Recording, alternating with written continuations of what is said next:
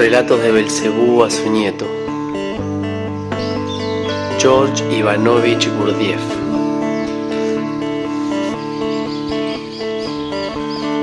Capítulo 44. Según la opinión de Belcebú, lo que el hombre entiende por justicia es para él, en el sentido objetivo, un espejismo maldito.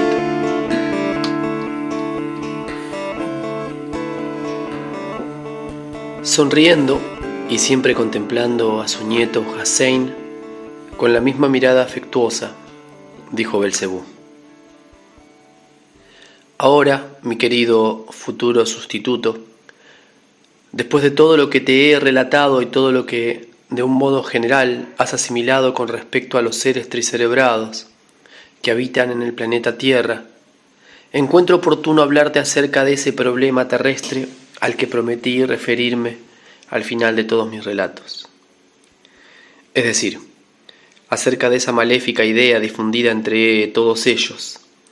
que, como recordarás cuando te hablé sobre la principal chifladura de su psiquismo, es decir, sobre sus diversos y peculiares Abad Vernonis, o como ellos mismos dicen, religiones, fue convertida en la base de todas esas religiones y denominada bien y mal. También te dije entonces que a causa de esa maléfica idea que existe entre los seres tricerebrados terrestres, ocurrieron recientemente grandes acontecimientos, o para usar la terminología de tus favoritos, disturbios, en el sagrado planeta Purgatorio. Y la causa involuntaria de su surgimiento fueron ciertos miembros de tu Ernastgenza, o de acuerdo con la expresión de tus favoritos, tu árbol genealógico. Para que puedas imaginar mejor y asimilar más fácilmente todo lo que me propongo explicarte, creo que es necesario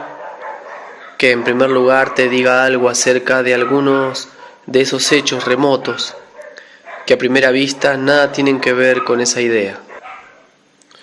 Así pues, te dije ya antes que cuando descendí por quinta vez a la superficie de tu planeta, permanecí en él por un breve tiempo y pronto volví al planeta Marte. Esto sucedió porque mis amigos me notificaron desde el centro que en el futuro cercano aparecería en el planeta Marte uno de los querubines cercanos a nuestra infinitud todo abarcante, portador de una orden para mí.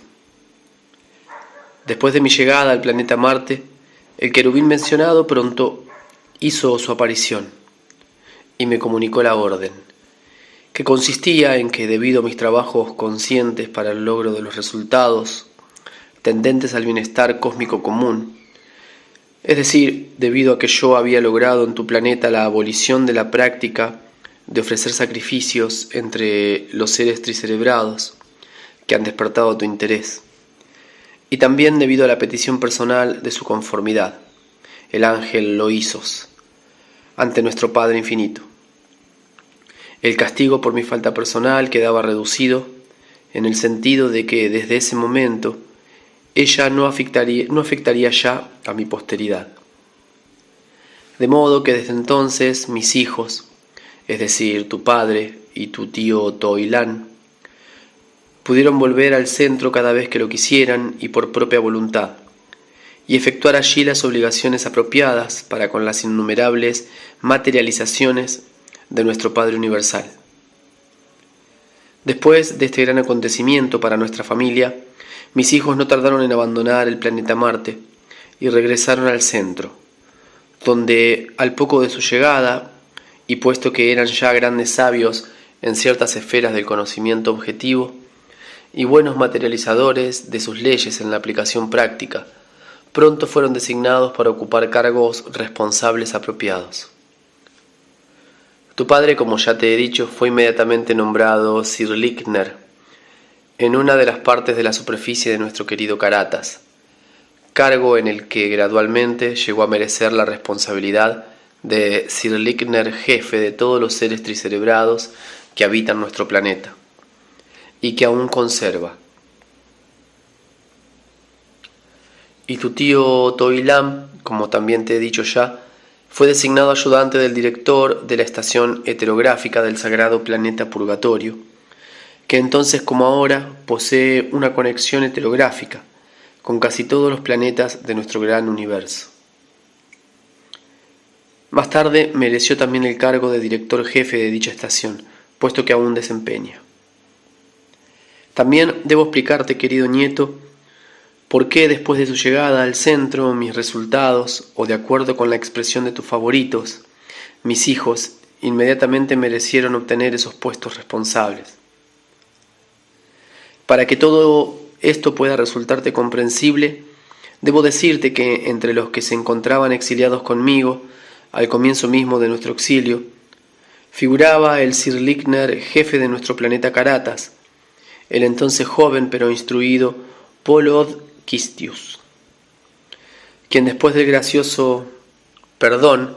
mereció ser y aún es ayudante del gran observador de los movimientos de todas las concentraciones del megalocosmos. Su autocustodio el archiserafín Xeltarna. Y así, cuando comencé a organizar mi observatorio en el planeta Marte, Polod Kistius me propuso que lo tomara de inspector y gerente del nuevo establecimiento. Naturalmente acepté inmediatamente su propuesta, ya que era una gran autoridad en la localización de todas las concentraciones, grandes y pequeñas, así como en las leyes de su mantenimiento recíproco, y desde entonces el gran Polod Kistius comenzó a existir en mi casa en el planeta Marte. Más tarde, cuando los resultados de mi principio activo surgieron y se formaron hasta la edad correspondiente, le pedí cierta vez que también desempeñara las funciones de Oskianotzner, o como dirían tus favoritos, de educador de mis hijos. Y aceptó mi propósito sin vacilar, porque puesto que existía allí en condiciones insólitas, no tenía oportunidad de utilizar sus múltiples conocimientos satisfactoriamente, y gracias a mi propuesta lo que se llama un vasto campo de actividad se abrió ante él en ese sentido. Desde entonces, además de la ejecución de sus estrictos deberes, que al comienzo no fueron demasiados para él, empezó a dedicarse por entero a la creación de las correspondientes condiciones externas e internas, de modo que mis hijos asimilaran impresiones con el fin de cristalizar en sí mismos los datos eserales necesarios para una existencia responsable, digna de seres tricerebrados. Mis hijos no tardaron en encariñarse con él, hasta tal punto que nunca se apartaban de su lado durante la ejecución de sus estrictos deberes relativos a mi observatorio. E incluso en tales condiciones, el buen Polod Kistius iluminaba constantemente su razón y les daba explicaciones prácticas acerca de todas las observaciones sobre las concentraciones, los métodos para estudiar su influencia mutua y la significación de esas influencias. Siempre les explicaba por qué y con qué fin cualquier concentración cósmica definida ocupa precisamente cierto lugar, y les informaba acerca de las particularidades de la influencia de esas concentraciones entre sí durante el proceso trogo-autoegocrático cósmico común. De esa forma, bajo la guía de ese notable ser instruido, en las presencias comunes de mis resultados, no sólo cristalizaron los datos requeridos para toda suerte de ser tricerebrado responsable, sino también numerosos datos para un acabado conocimiento y percepción de la verdadera información acerca de las concentraciones cósmicas y sus funciones. De paso, fue precisamente en ese período cuando sus materias subjetivamente favoritas para la observación y el estudio se formaron gradualmente en cada uno de mis hijos. Es decir, tu padre prefería observar y estudiar la influencia y el mantenimiento mutuo de las concentraciones cósmicas situadas en las esferas cercanas a la primera fuente. El muy sagrado Sol absoluto y tu tío Toilán manifestaba interés por las observaciones del planeta Tierra y por el proceso que tenía lugar en él relativo a la existencia cerebral de los seres tricerebrados que te han interesado. Cuando tenía que ocuparme de alguna otra cosa, le encargaba que tomara nota de todos los cambios que ocurrían allí. Cuando mis hijos estuvieron preparados para abandonar el planeta Marte para siempre, tu tío Toilán me rogó que lo mantuviera periódicamente informado de mis observaciones de los seres terrestres, lo cual naturalmente le prometí hacer, y luego se alejaron de allí hacia el centro cercano de nuestro Señor. Cuando llegaron allí y demostraron estar bien informados acerca de la posición de las concentraciones cósmicas y sus propiedades y particularidades, y también que eran prácticamente versados en los cálculos de la totalidad de las influencias recíprocas. Gracias a todo esto, fueron designados inmediatamente para los mencionados cargos responsables. Y así, cuando supe cuál era el lugar permanente de su existencia y de qué cargos se habían hecho merecedores, comencé a enviar a Toilán 4 veces por año, de acuerdo con mi promesa, una copia exacta de todos mis resúmenes escritos de las observaciones que continué realizando. Muchos años pasaron desde que empecé a enviar a Toilán esos heterogramas, y yo personalmente no supe qué había sido de ellos hasta que recibí la información acerca de los turbulentos acontecimientos ocurridos en el planeta Purgatorio. Me enteré de que el gran gobernador del sagrado planeta Purgatorio, su mantenedor de todos los cuartos, el archiquerubín Helc Gematios, habiéndose enterado por casualidad de que uno de los ayudantes del gobernador de la estación heterográfica Toilán recibía periódicamente del sistema solar Ors muy extensos heterogramas de su padre, manifestó deseos de enterarse de su contenido, y habiéndolo hecho no solo se interesó personalmente por ellos, sino que ordenó a tu tío Toilán que reprodujera el contenido de dichos heterogramas en el Tolok Ter-Sinek, planetario común, de modo que algunos de los cuerpos eserales superiores que habitan en el sagrado planeta pudieran, si así lo deseaban, informarse acerca del psiquismo de esos peculiares seres tricerebrados, que existen en uno de los más remotos rincones del megalocosmos. Tu tío Toilán siempre lo hizo así desde entonces. Cada vez que recibía de mí un heterograma, reproducía su contenido en el Tolok Ter-Sinek, planetario común, y de esa forma todas las almas virtuosas que habitan en el planeta sagrado se mantuvieron informadas acerca de todas mis observaciones e investigaciones sobre todo lo concerniente al extraño psiquismo de los seres tricerebrados del planeta Tierra. Desde entonces, algunos de los nobles cuerpos eserales superiores del planeta sagrado no solo comenzaron a seguir atentamente todas mis observaciones, sino que también empezaron a meditar sobre lo extraño del psiquismo de dichos seres tricerebrados. El resultado de las meditaciones de los dichosos cuerpos eserales superiores fue que comenzaron a comprender que algo no estaba bien en el psiquismo de los seres tricerebrados del planeta Tierra, e incluso discernieron algo sospechoso en la causa de eso, que no estaba bien,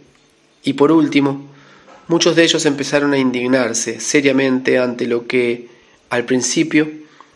les pareció una injusticia procedente de lo alto. A medida que esas virtuosas almas indignadas intercambiaban impresiones entre sí, su número aumentó gradualmente, de modo que en todos los Saroaries del planeta sagrado se dedicaron a pensar y deliberar entre ellos acerca del problema. El resultado fue que todos los habitantes del planeta sagrado eligieron entre ellos 50 almas nobles para investigar y descubrir la verdadera razón por la cual existe semejante absurdo en el psiquismo de los seres tricerebrados del planeta Tierra, que hace imposible la autoperfección de esa parte del ser superior, que por diversas razones también surge a veces en algunos de ellos. Las 50 almas religiosas elegidas fueron precisamente las que ya eran dignas de ser candidatas para ir a la muy sagrada fuente de todo lo que existe. Entonces, hasta su mantenedor, el archiquerubín Gelgematios, gobernador del sagrado planeta, no solo sancionó la elección de esas 50 almas dichosas, sino que también, por su propia graciosa decisión, expresó el deseo de ayudarlos en todo lo que pudiera para el logro de su empresa. Y así, cuando esos 50 candidatos para el sol absoluto comenzaron sus tareas, después de prolongadas y complicadas investigaciones, lograron aclarar que la causa fundamental de toda la anormalidad del psiquismo de los seres tricerebrados que surgen en ese planeta era el surgimiento de la idea definida de que fuera de la esencia de los seres, por así decirlo, hay dos factores diametralmente opuestos: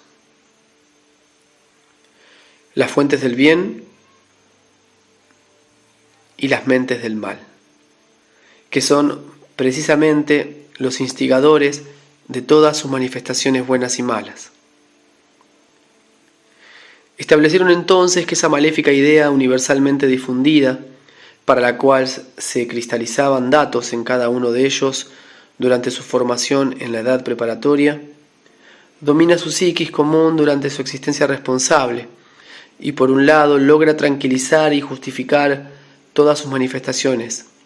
mientras por el otro constituye el principal obstáculo para la posibilidad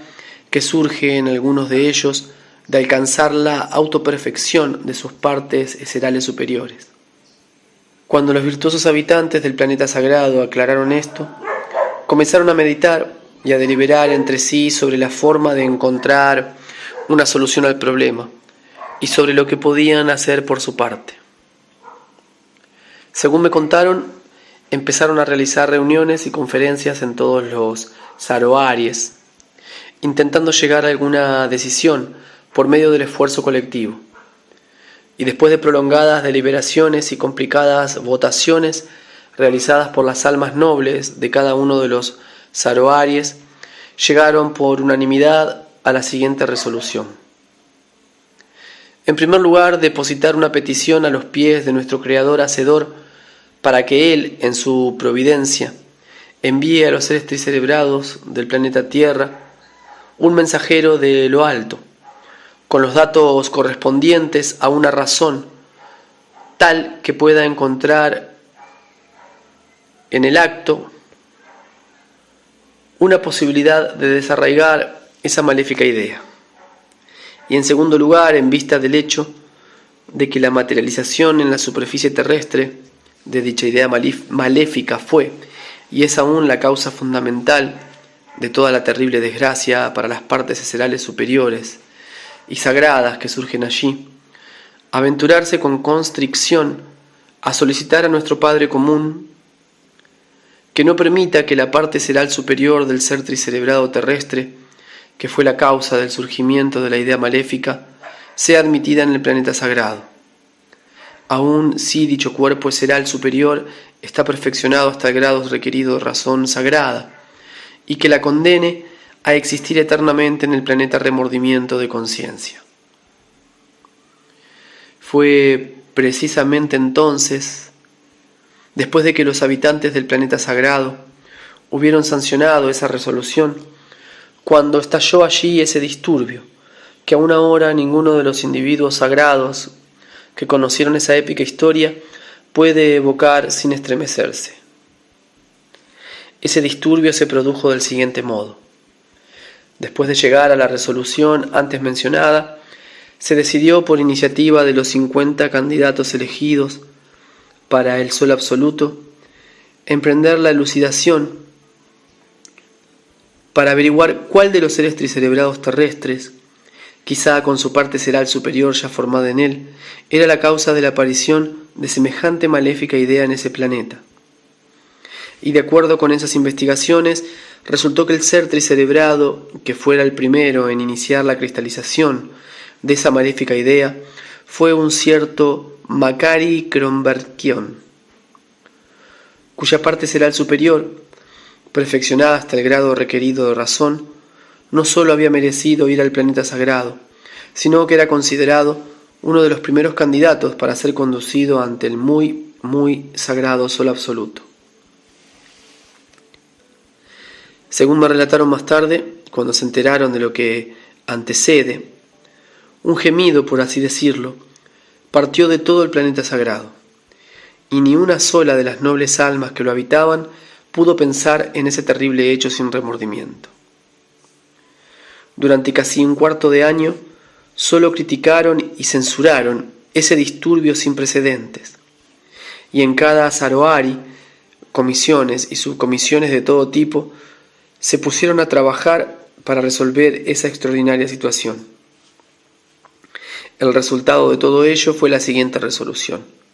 fundada en las mismas bases que la anterior. Dejar en suspenso la primera sentencia común planetaria pronunciada con respecto a la parte superior de Makari Kronbergskion y depositar a los pies de su muy graciosa infinitud la petición de todos los habitantes del planeta sagrado en el sentido de mitigar esa terrible sentencia. Y por lo tanto, en la siguiente aparición de nuestra muy graciosa infinitud creadora en el planeta sagrado, dicha petición fue depositada a sus pies. Nuestro muy gracioso creador, después de una breve meditación, consintió en ordenar que esa alma meritoria continuara existiendo en el planeta sagrado hasta que quedaran revelados los resultados futuros de su mala acción. A pesar del hecho de que esa parte cerebral superior completamente formada era la causa fundamental de la imposibilidad de que los cuerpos cerebrales superiores que surgen en las presencias de ciertos seres tricerebrados de ese planeta se perfeccionen completamente, esa graciosa orden fue dada por nuestro Padre común, evidentemente porque Él confiaba en que, en última instancia, esos mismos seres tricentrados podrían quizá conocer sus errores y comenzar a existir como deben hacerlo los seres tricentrados. Y en tal caso,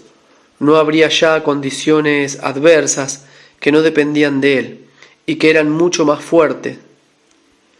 que sus posibilidades. Y luchando incansablemente contra su propio e inevitable principio de negación, había logrado perfeccionarse hasta un grado tal que le había permitido adquirir la posibilidad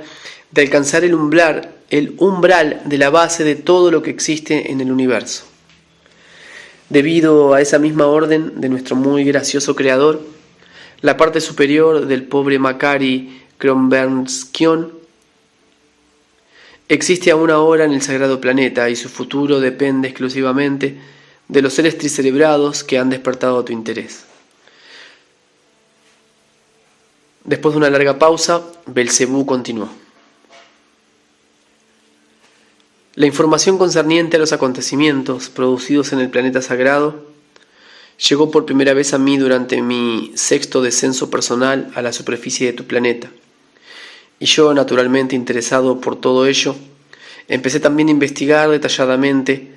esa lamentable historia referente a los seres tricerebrados que tanto te interesan. En primer lugar, considero necesario decirte con sinceridad, precisamente a ti, mi sustituto directo, que aunque todos los virtuosos habitantes del planeta sagrado, con la ayuda de diversos medios muy elaborados, aclararon que la causa fundamental de todas las anormalidades del psiquismo de los seres tricerebrados terrestres fue y sigue siendo esa maléfica idea. No obstante, no puedo confirmar esa afirmación categóricamente. Está claro que no puede negarse que esa fantástica idea desempeñó un papel importante con respecto a la disolución gradual del psiquismo de esos desgraciados. Muchas impresiones se introdujeron en mí y cristalizaron los datos para crearme una opinión subjetiva cuando, habiéndome interesado por esa historia, comencé, entre otras cosas, a efectuar mis investigaciones y a aclarar también la historia del surgimiento y la formación de Makary Kronbergskion. Vi claramente que aunque él fue el primero que utilizó las palabras bien y mal, no fue responsable de que dichas palabras adquirieran más tarde, durante el proceso de la existencia de los seres de todas las generaciones posteriores, un sentido tan maléfico para tus favoritos.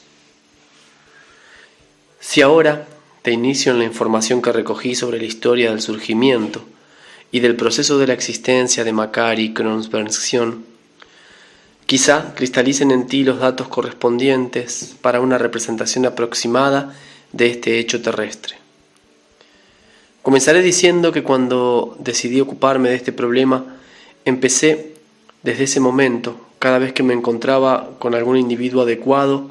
a averiguar todo lo que en su totalidad pudiera arrojar alguna luz sobre algún aspecto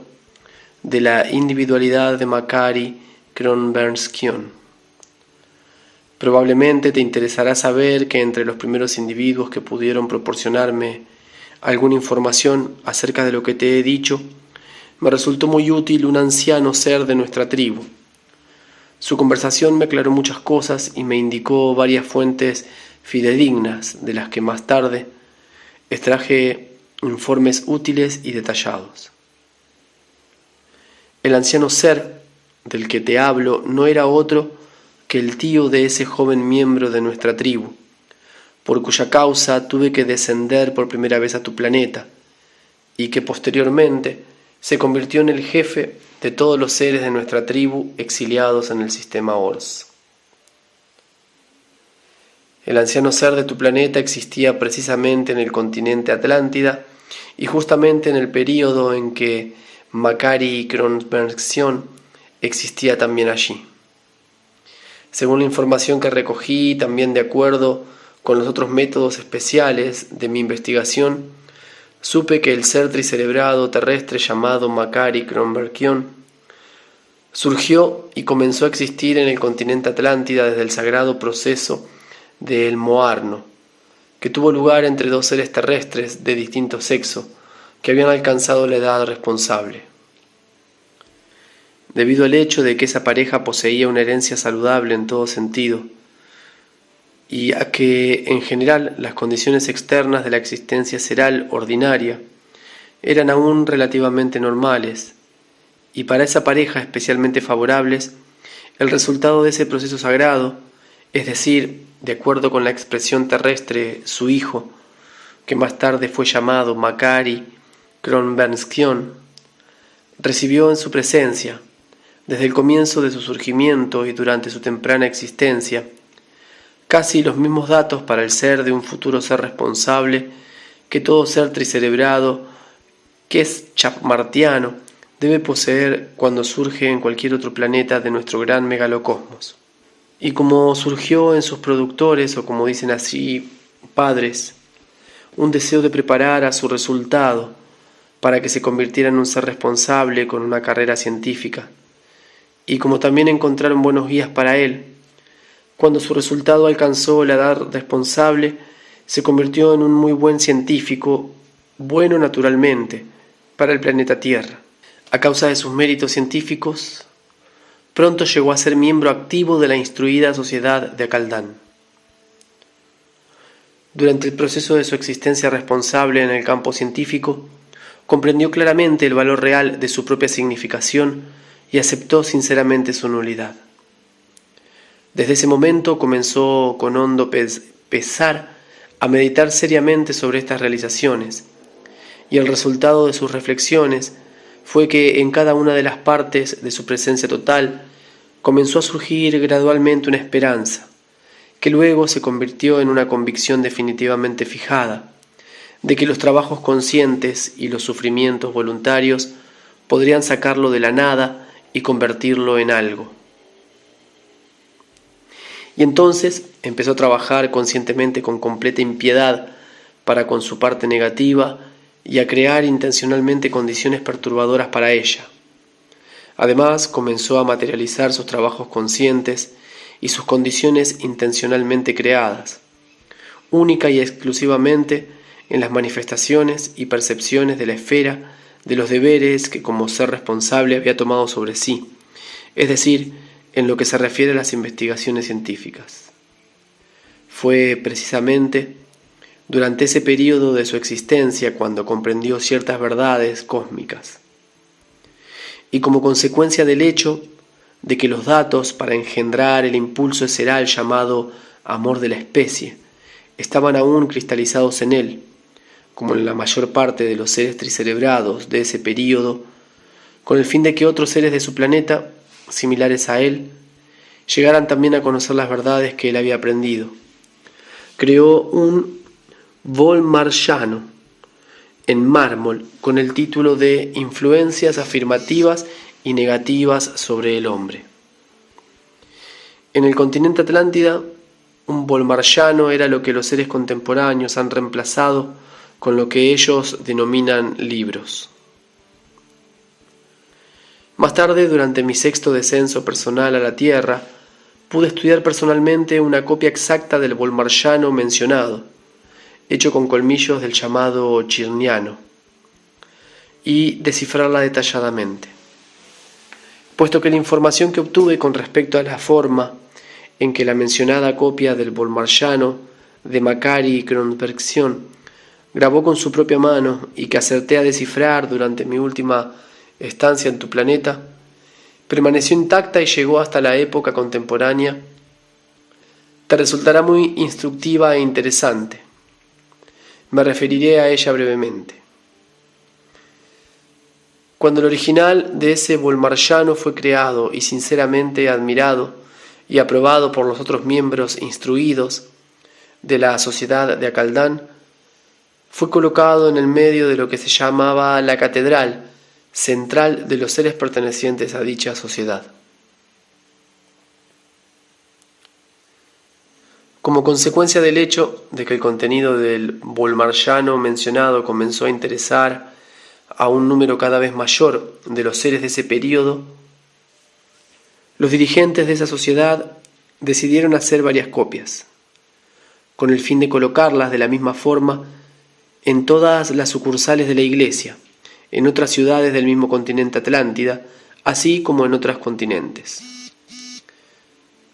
Con ese propósito se hicieron 7 copias exactas con los colmillos del mencionado Chirniano. Una de esas copias,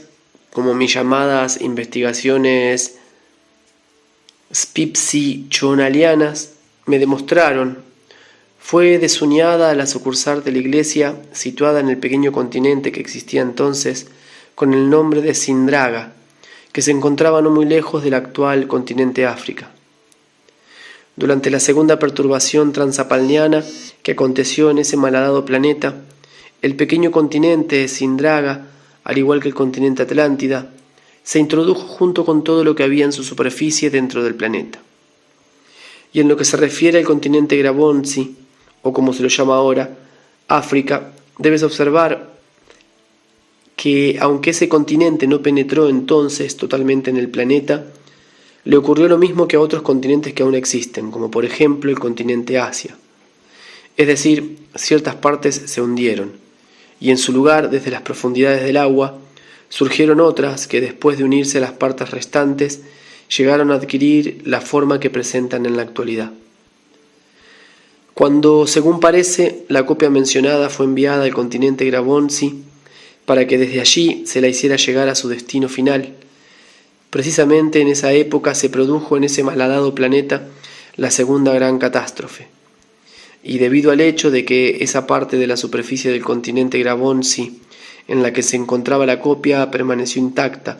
dicha copia no se hundió en el planeta. Después de ese terrible acontecimiento, la producción del futuro santo Makary Kronsbergson yació durante mucho tiempo bajo las ruinas y fue gradualmente cubierta por el Caimán. Y solo después de casi 30 siglos, cuando los seres tricerebrados terrestres volvieron a multiplicarse y su proceso de destrucción recíproca se produjo cerca de ese lugar, entre las comunidades de aquella época denominadas Fin-Noansi y Plita-Soorali, los seres pertenecientes a la comunidad Fin-Noansi, mientras cavaban hoyos en busca de agua para sí mismos y para sus camellos,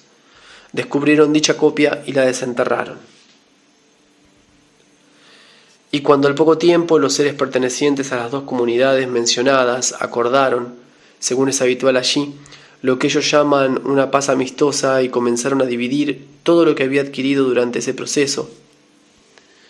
por diversos medios que también han llegado a ser habituales allí y que ellos denominan conquista, pillaje, expropiaciones, indemnizaciones y otros términos parecidos. Entonces también ese descubrimiento, que de acuerdo con la comprensión de los seres de la Tierra de ese período, solo era valioso como material extraño, fue dividido en dos mitades, y los seres de cada una de las comunidades se apropiaron de cada una de las mitades de esa gran creación. Una de las mitades de la copia, después de pasar de un grupo a otro, llegó finalmente, después de 7 siglos, a manos de los llamados altos sacerdotes egipcios. Esa extraña y peculiar combinación de varios colmillos, que les resultaba incomprensible, se convirtió para ellos en una reliquia sagrada, y con tal carácter existió allí hasta el período en el que el rey persa del que te hablé una vez llegó allí con sus hordas y barrió, como dicen allí, el infortunado Egipto. Después, esa misma mitad de la copia del bolmarchano acertó a llegar al continente Asia, y pasó también de mano en mano, hasta que a mediados de mi 6ª estancia en ese planeta, llegó, legada por su abuelo, a las manos del sacerdote aisoriano que me la mostró por primera vez. En cuanto a la otra mitad de esa obra sin precedentes que no volverá a repetirse, pasó también de mano en mano debido a toda suerte de razones. Y finalmente llegó también a una de las comunidades centrales de Asia, y durante uno de los que ellos llaman terremotos, se introdujo en el planeta, aunque no muy por debajo de su superficie. Aquí debo agregar de paso la forma en que durante mi 6º descenso llegué a conocer todos los hechos que anteceden, así como cierta otra información general, y que había ocurrido durante mucho tiempo antes. Te he dicho ya que durante mi 6º descenso a la Tierra me convertí en profesional, es decir, en médico hipnotizador, y que estudié el extraño psiquismo de tus favoritos con la ayuda, entre otras cosas, del hipnotismo, es decir, por medio de la inherencia específica adquirida por su psiquis. Durante esas actividades entre ellos preparé especialmente a algunos de ellos de cierta forma e hice de esos sujetos lo que ellos en otras épocas denominaban pitias y los seres contemporáneos llaman mediums. Se convierten en pitias o mediums los seres tricerebrados en quienes, ya sea espontáneamente, gracias a condiciones ambientales accidentalmente surgidas, o intencionalmente, por parte de otra conciencia, el funcionamiento interno del cuerpo planetario llega a acostumbrarse a todos los cambios del psiquismo general interno, durante los cambios súbitos de su circulación sanguínea, como consecuencia de lo cual no se obstaculiza en dichos sujetos el libre funcionamiento de diversas peculiaridades de su psiquis general, que están conscientes o inconscientemente dirigidas desde el exterior, y de los principales datos automáticos aún presentes en ellos para la auténtica conciencia seral, cuyo funcionamiento total se efectúa en ellos con el nombre de subconsciente. En ese mismo subconsciente de tus favoritos, debido a muchas causas formadas en ellos, también sobrevive accidentalmente esa particularidad del psiquismo común de los seres tricerebrados, que en general podría funcionar bajo ciertas condiciones y que se denomina visión y percepción de lo que ha ocurrido en el pasado remoto. Y así, cuando durante mi 6º descenso llegué a enterarme de cuál fue el comienzo de esa triste historia cósmica común que se produjo en tu planeta, y cuando comencé a investigarla durante mi estancia allí, y también a aclarar la individualidad de Makari Kronbergson, ya toda huella calzanoarniana referente al ser culpable de todo lo ocurrido se había desvanecido. Decidí recurrir, además de a las formas de investigación ordinarias, a ese miedo spopsicholnalniano. Entre los medios spopsi-cholnalianos de que disponía recurrí también a lo que se llama mediumismo, es decir, a la mencionada propiedad especial de dichos mediums, especialmente preparados para mí. Cuando, durante mis investigaciones referentes a las acciones y a la personalidad de Makari Kronbergson, pareció probable que existiera aún sobre la superficie de ese planeta algo que tuviera una estrecha relación con él, comencé a buscar ese algo también del modo mencionado. Habiéndome enterado de esa manera de que el sacerdote aizoriano que te mencioné poseía la mitad de la copia de Volmarchano, original creado personalmente por Makari Kronbergson, y también de que el mismo sacerdote existía en el continente Asia, en la localidad llamada Urmia. Me dirigí allí y tras haberlo encontrado pronto me confesó que poseía una muy antigua, según sus palabras, masa informe y grande de marfil, que él mismo consideraba muy antigua y valiosa. Aunque después de breves negociaciones decidió mostrármela. No obstante, no quiso vendérmela a ningún precio. Sin embargo, como resultado de mi persuasiva conversación de varios días, me permitió hacer una copia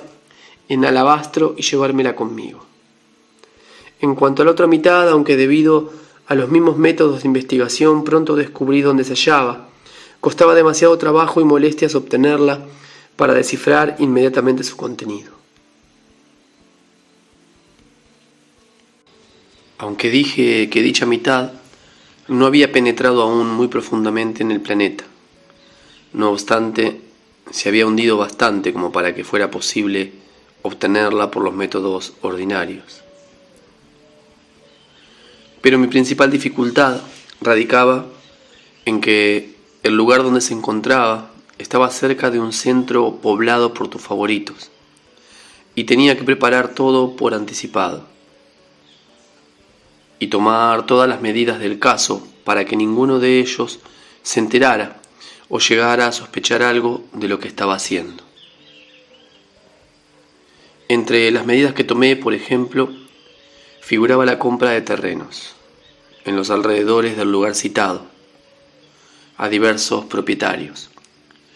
y la excavación de dichos terrenos por trabajadores exclusivamente de origen extranjero, con el pretexto de preparar un pozo para las llamadas minas de cobre. Pues sí, querido nieto, cuando hube encontrado ambas mitades de la copia de la creación del futuro santo Makari Kronbergson por los medios antedichos y las hube llevado conmigo a la ciudad del país que ahora se llama Turquestán, en la que en ese período tenía mi principal lugar de existencia, comencé a descifrar las inscripciones e incisiones del Volmarchano de la tesis científica de Makari Kronbergson, que llevaba el título de Influencias afirmativas y negativas sobre el hombre. Cuando volvamos a casa, trataré sin falta de evocar y de contarte lo más fielmente que pueda todos los contenidos de esta gran producción de la razón, y como se dice, de la mano de un ser tricerebrado. Pero mientras tanto te pondré solo la parte en la que Makari Kronbergson empleó por primera vez la idea del bien y mal, refiriéndose a las fuerzas que constituyen precisamente la base de la formación de la presencia, así como el estado de cada uno de los surgimientos cósmicos, relativamente independientes, y también, por supuesto, de cada ser. Si las ideas contenidas en ese Volmarchano fueran expresadas en el lenguaje corriente, podrían manifestarse en las siguientes palabras. Evidentemente, nosotros, los hombres, como todas las unidades existentes en el mundo, estamos formados y constituidos siempre por tres fuerzas independientes, por medio de las cuales se efectúa el proceso del mantenimiento recíproco de todo cuanto existe. Es decir, de las siguientes tres fuerzas independientes del mundo. La primera de dichas fuerzas surge constantemente de las causas que tienen lugar en la propia fuente primaria, y la presión de la recientemente surgida hace que fluya con impulso de esa fuente primaria. La segunda fuerza del mundo es aquella en que se convierte la primera, cuando después de haber gastado el impulso que recibió, intenta volver a fundirse con la fuente de su surgimiento, de acuerdo con la ley fundamental del mundo, llamada los efectos de una causa siempre deben reintegrarse a la causa. Ambas fuerzas, dentro del proceso general de las fuerzas recíprocamente mantenidas, son totalmente independientes y en sus manifestaciones poseen siempre y en todas partes sus propias particularidades y propiedades. La primera de estas dos fuerzas fundamentales, es decir, la que por razones compulsivas siempre se manifiesta fuera de la fuente de su surgimiento, debe involucionar constantemente. Y la segunda, que por el contrario trata siempre de fundirse con la causa de su surgimiento. Siempre, en todas las cosas, debe evolucionar. Debido al hecho de que la primera de las tres fuerzas independientes mencionadas surge de acciones vivificadoras que se producen en las mismas bases de la causa de todo cuanto existe, y recibe así, en su presencia, el germen de la posibilidad de manifestar vivificación. Puede ser considerada como buena, es decir, como un factor para la materialización de los efectos de retropulsión, que en relación con esta primera fuerza pueden y deben ser considerados malos. Además, la primera de dichas fuerzas, que se manifiesta por causas inevitables y compulsivas que surgen en la fuente primera misma, puede, desde este punto de vista, calificarse de pasiva, y la segunda fuerza de retropulsión, puesto que debe resistir constantemente para tener la posibilidad de penetrar, retrocediendo, o por lo menos la posibilidad de contrarrestar a la primera fuerza pasiva, que fluye en sentido opuesto, y que ha recibido su impulso de causas de la fuente primera, puede ser considerada activa. Y en cuanto a la tercera fuerza independiente del mundo, no es otra cosa que el resultado del choque que se produce, en todas partes y en todas las cosas, entre esas dos fuerzas independientes fundamentales, una ascendente y la otra descendente. Aunque la tercera fuerza independiente es sólo el resultado de las dos primeras fuerzas fundamentales, constituye, no obstante, la fuente espiritualizadora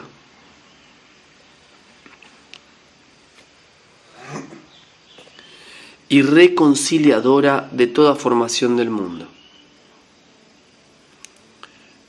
Y es la fuente espiritualizadora de todas las formaciones del mundo, porque surge y debe existir en ellas como una presencia permanente. Mientras existan los resultados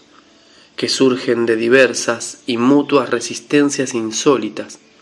que se producen entre las dos fuerzas fundamentales, las cuales fluyen en direcciones totalmente opuestas.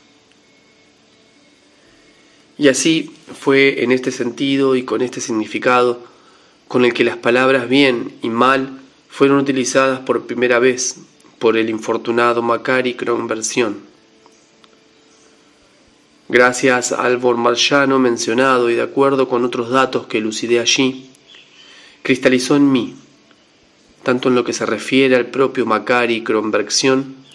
como a todos los demás, mi propia opinión especial, enteramente diferente de la que los virtuosos habitantes del planeta sagrado expresaron como resultado de sus investigaciones, que aunque sabías no fueron directas. Que aunque sabias no fueron directas. Repito que, aunque la idea del bien y mal externos surgió por primera vez allí gracias a la individualidad de Macari Kronbergsian, este no fue, en mi opinión, culpable de que aquella haya adquirido una forma tan maléfica. Sea como fuere, es indudable que, de acuerdo con los detalles imparciales investigaciones que realicé entonces con respecto a este asunto, llegué a las siguientes conclusiones definitivas.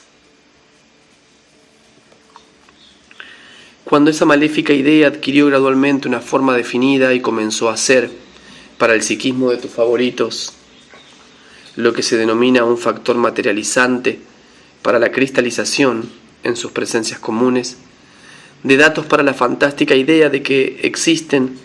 fuera de ellos, por así decirlo, fuentes objetivas de bien y mal, que actúan sobre su esencia. Desde ese momento, otros datos peculiares, al principio de forma espontánea y más tarde por medio de su extraña conciencia, empezaron a cristalizarse en el psiquismo general de cada uno de ellos. Y esos datos, debido a asociaciones eserales automáticas, engendran la convicción de que las causas de todas sus manifestaciones, tanto las buenas como las malas, no son ellos mismos personalmente, ni su propio y criminal egoísmo esencial, sino alguna otra influencia extraña que no depende de ellos. El principal daño resultante de esta fantástica idea para todos esos infortunados se produjo allí principalmente porque, aunque antes de esto está claro que siempre gracias a las mismas anormales condiciones de la existencia seral ordinaria establecidas por ellos mismos,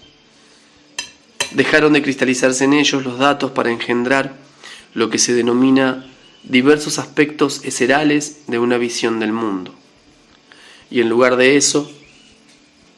se formó en ellos una visión del mundo, basada exclusivamente en esa maléfica idea acerca del bien y el mal externos. E indudablemente, en la actualidad, tus favoritos han basado todos los problemas, sin excepción, tanto los relativos a la existencia seral ordinaria como la autoperfección, y a las diversas filosofías, y toda suerte de ciencias existentes allí, y también, naturalmente, relativos a sus innumerables enseñanzas religiosas, e incluso a su notoria moral,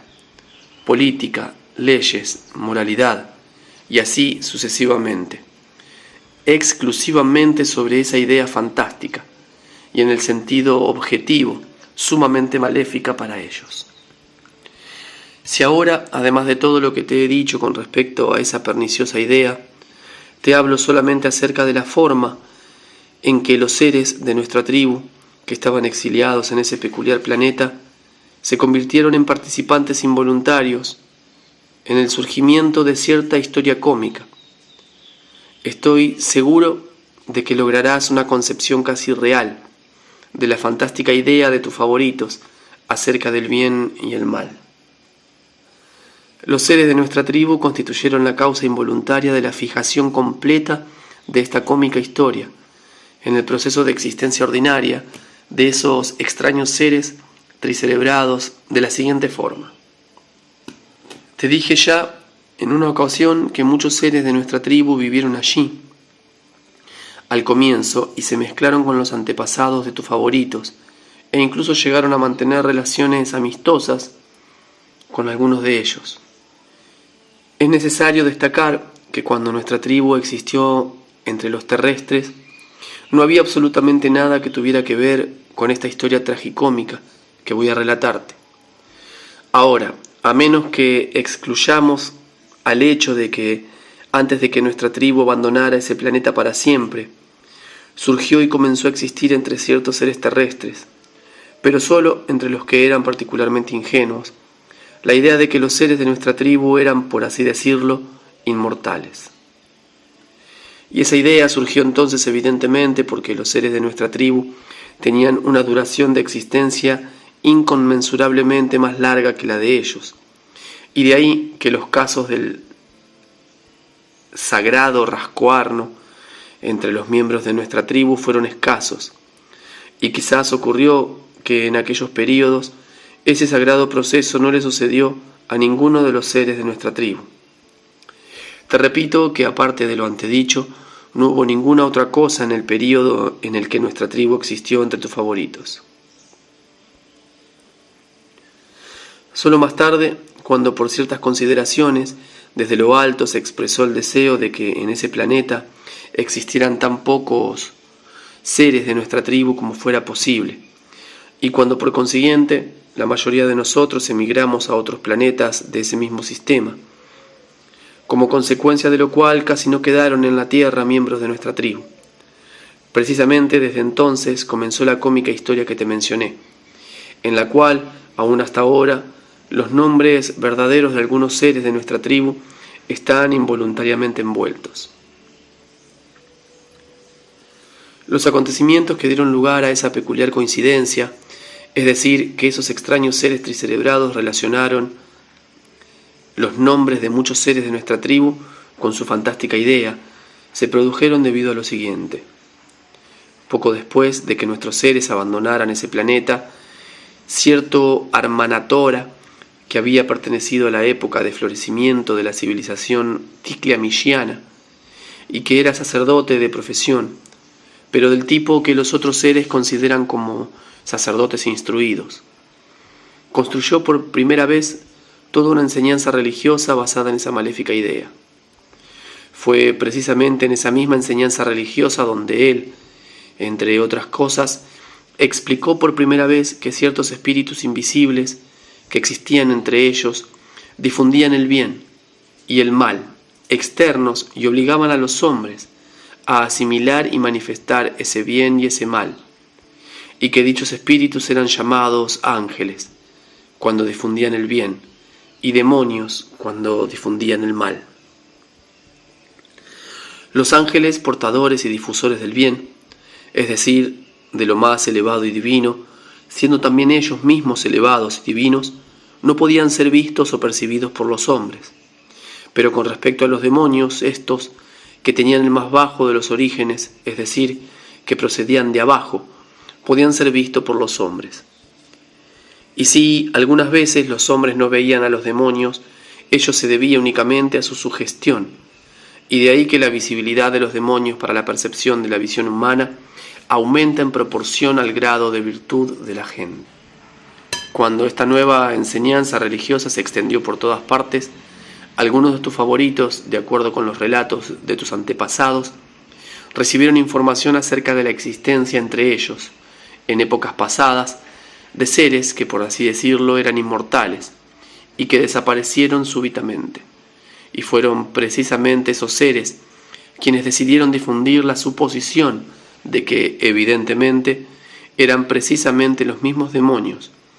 que, previendo el surgimiento de una verdadera enseñanza religiosa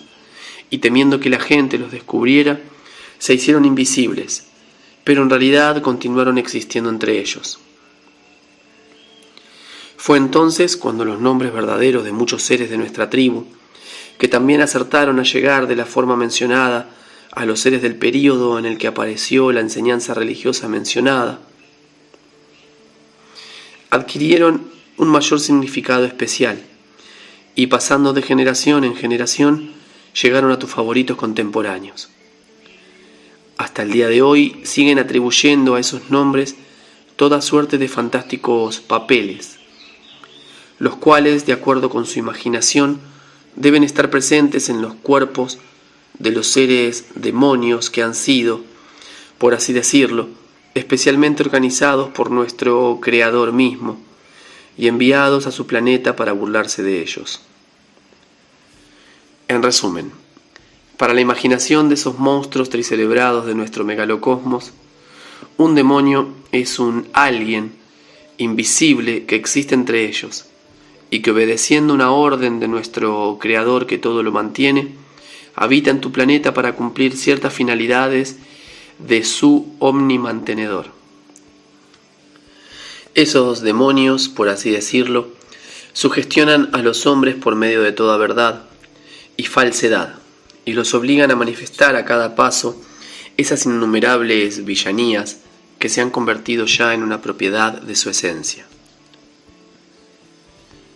Naturalmente, ninguno de ellos sospecha siquiera que si entre ellos se producen toda suerte de villanías, es única y exclusivamente porque, al existir equivocadamente, permiten que se forme en ellos su malvado Dios interior, que es denominado autotranquilizante, que domina completamente la totalidad de su psiquismo, y para el cual es únicamente necesaria la idea de bien y mal externos. De esta fantástica idea de tus favoritos se obtuvo una gran publicidad para el elogio y la glorificación del nombre de nuestro incomparable Lucifer, porque en ninguna parte del universo se loan y se glorifican tanto sus capacidades como entre tus favoritos. En este punto de los relatos de Belcebú, entró a la parte de la nave cósmica Karnak, donde se desarrollaban las conversaciones, uno de los sirvientes de la nave, quien entregó a Belcebú un leito chambros recién recibido. Y antes de salir se dirigió a todos y exclamó alegremente que ya se podían distinguir los reflejos de la esfera del planeta Caratas. Fin del capítulo 44.